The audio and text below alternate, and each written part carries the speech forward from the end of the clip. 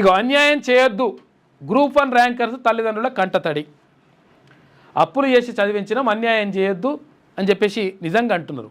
నిజంగా కొంతమందికి నిజంగా అంటే ఒకవేళ ఇప్పుడు గ్రూప్ 1 పరీక్ష కనుక రద్దు చేస్తే కొంతమందికి బాధపడతారు వాస్తవం. ఎందుకంటే నిజాయితీగా రాసిన వాళ్ళు కూడా కొంతమంది ఉంటారు, మనము కాదని అనట్లేదు. అంటే మొత్తం అక్రమాలు జరిగినాయంటే మొత్తం అంతా అన్యాయం జరిగింది, మొత్తం కూడా అక్రమమే అని చెప్పట్లేదు. కానీ అందులో సగం ఉద్యోగాలు అమ్ముకున్నా కానీ నష్టమే కదా, సగం ఉద్యోగాలు కూడా ఇష్టం వచ్చినట్టుగా మార్కులు వేస్తే కూడా నష్టమే జరుగుతుంది కదా. నిజంగా నిజాయితీ ఉన్నటువంటి, నిజాయితీగా చదువుకొని మొత్తం నా జీవితమే గ్రూప్ 1 అని సర్వస్వంగా భావించినటువంటి ఎవరైతే అభ్యర్థులు ఉంటారో వాళ్ళ పరిస్థితి ఏంది? కాకపోతే ఏంటంటే ఇప్పుడు పాపం ఇప్పుడు జాబ్ వచ్చిన వాళ్ళ పరిస్థితి కూడా దారుణంగా ఉంటుంది. ఎందుకంటే జాబ్ వచ్చి నోటికాడ బుక్క మొత్తం లాక్కున్నట్టు అయిపోతుంది, వాళ్ళు కూడా బాధపడుతుంటారు. కానీ అక్రమంగా దొంగలు ఎవరైతే తీసుకుంటారో వాడిని చింత గట్టి తొక్కల నారదీయాల కొడుకుని ఒక్కొక్కరిని. అటువంటి జరగాలంటే ఏం చేసి అక్రమాలు చేసినట్టు కూడా చూడాలి దీంట్లో.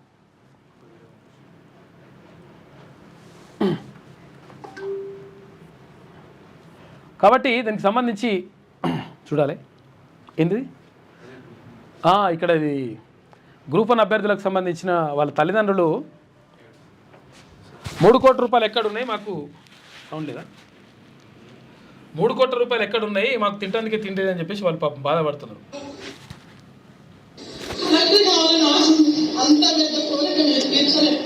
పోటీ పరీక్షలో గ్రూప్ 1 ఖచ్చితంగా నేను సాధిస్తాము అని ఎన్నో పండుగలు పబ్బాలు అన్నిటి పక్కన పెట్టి ఏది కూడా మేము ఇన్ని సంవత్సరాల్లో కూడా సంతోషపడేది చూడకుండా ఉన్నాం సార్.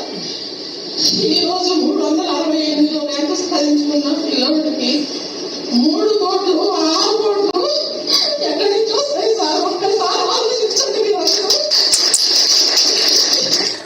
మాకు తినడానికి తిండే లేదు, పరిస్థితి బాగాలేదు, అసలు యాక్చువల్గా మేము 5 రూపాయల భోజనం చేసి చదువుకున్నాడు 3 కోట్ల రూపాయలు మేమే ఏది లంచం ఇచ్చామని చెప్పేసి అంటుంది. వాస్తవమే, కాకపోతే ఏంటంటే ఆమె చెప్పింది కూడా వాస్తవమే పాపం. ఎందుకంటే గ్రూప్ 1 ఉద్యోగం వచ్చిన తర్వాత మళ్ళీ పోతుందంటే చాలా బాధ అనిపిస్తుంది.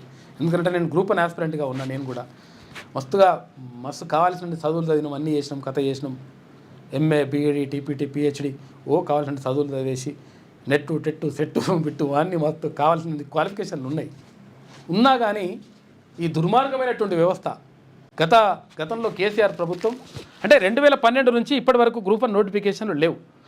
నోటిఫికేషన్లు అరాకొర వేస్తే ఆ నోటిఫికేషన్లన్నీ కూడా కొన్ని పేపర్లు అమ్ముకున్నారు, కొన్ని అవకతవకలు జరిగినాయి, రకరకాలుగా ఇప్పటి వరకు ముందర పడ్డది లేదు, పోయింది లేదు 2012 నుంచి, అంటే 13 ఏళ్ళ నుంచి. కాబట్టి పాపము మొత్తం కూడా గ్రూప్ 1 సర్వస్వం అనుకొని నేను ఎస్ఏ రేటింగ్లో state first, Osmania university first, Hyderabad district first, ఇవన్నీ ఉండే. అంటే అసలు యాక్చువల్గా డిస్క్రిప్టివ్ దాంట్లో ముఖ్యం కాబట్టి మనం ఉంటాం, టాప్లో ఉంటాం. కాకపోతే ఏంటంటే ఇటువంటి దుర్మార్గం జరిగితే ఎట్లయితుంది లెక్క? పాపం చాలామంది ఇబ్బంది పడుతూ ఉన్నారు.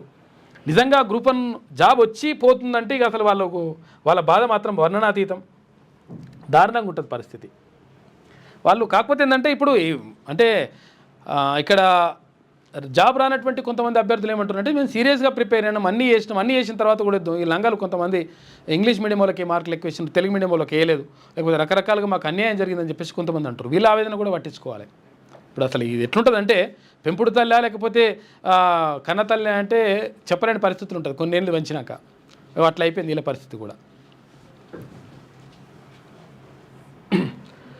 కష్టపడి జాబ్ సంపాదిస్తే 3 కోట్ల రూపాయలు కొన్నారని ఆరోపణలు చేయడం ఏంటి?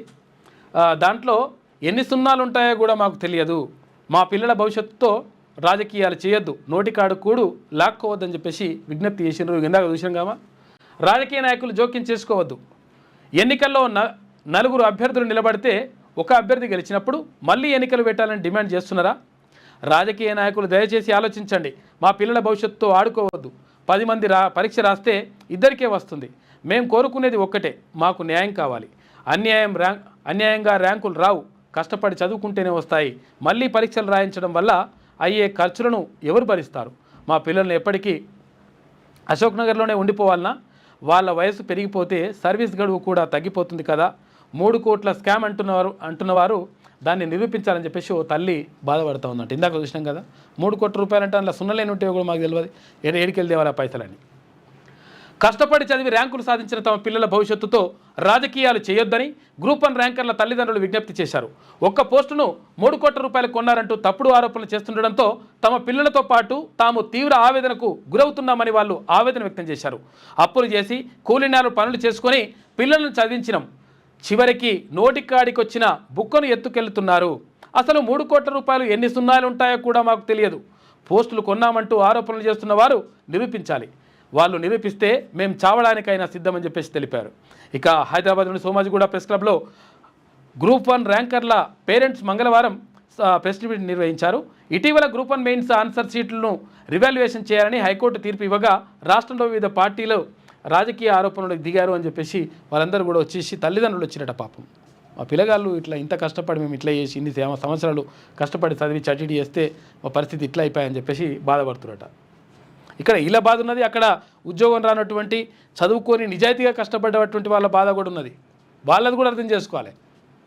ఎందుకంటే ఇప్పుడు సరే ఇట్లా నిజాయితీగా సగం మంది కొట్టొచ్చు, మనం కాదంటలేము. కానీ అక్రమంగా ఎవడైతే జాబ్ సంపాదిస్తాడో వాళ్ళ సంగతి కూడా చూడాలి కదా, అది కూడా అన్యాయమే. మీ వ్యాపారం అభివృద్ధి కావాలని కోరుకుంటున్నారా? అయితే వెంటనే క్యూనస్ని సంప్రదించండి. Schools, colleges, banks, shops, office promotions, land promotions, political promotions, restaurant promotions, hospital promotions, పుట్టినరోజు వేడుకలు, శుభకార్యాలు, వ్యాపారాలు ఏవైనా, సందర్భం ఏదైనా ఇప్పుడే క్యూనస్ ద్వారా తెలియజేయండి. మీ వ్యాపారాన్ని అభివృద్ధి చేసుకోండి.